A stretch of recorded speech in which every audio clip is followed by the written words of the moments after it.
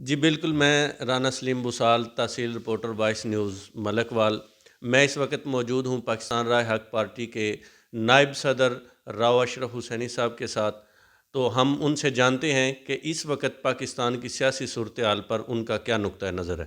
جی بسم اللہ الرحمن الرحیم۔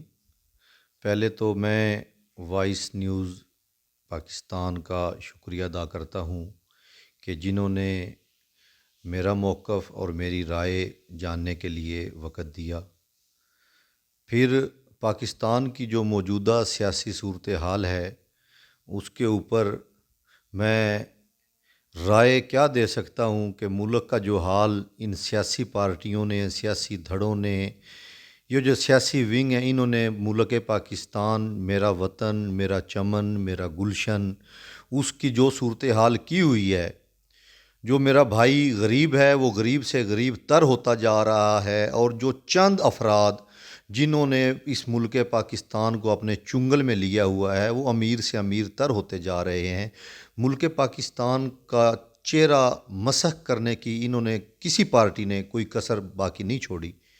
تو آئندہ بھی ان کا یہی حال ہوگا۔ ان کی لڑائی کوئی ملک پاکستان کو سنوارنے کی لڑائی نہیں ہے، ان سیاسی پارٹیوں کی لڑائی۔ میں بلا خطر خوف کہتا ہوں کہ وہ پی ٹی آئی ہو، کاف لیگ ہو، یا نون لیگ ہو، پیپلز پارٹی ہو، کوئی بھی پارٹی ہے، کس پارٹی کو آپ نے یا اس قوم، اس عوام نے نہیں دیکھا؟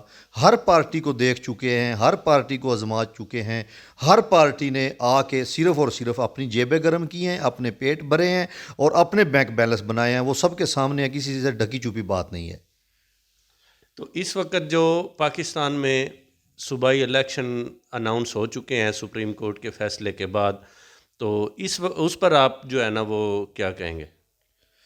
جی پہلے تو آپ کہیں گے کہ آپ نے عجیب بات کہہ دی ہے۔ آج 11 تاریخ ہو چکی ہے، کل 12 تاریخ ہے۔ کل کو الیکشن کمیشن نے اپلیکیشنیں جمع کروانے کی ڈیٹ اناؤنس کی ہوئی ہے، 12 سے 14 تاریخ، لیکن میں تو ابھی تک الیکشن ہوتے ہوئے نہیں دیکھ رہا۔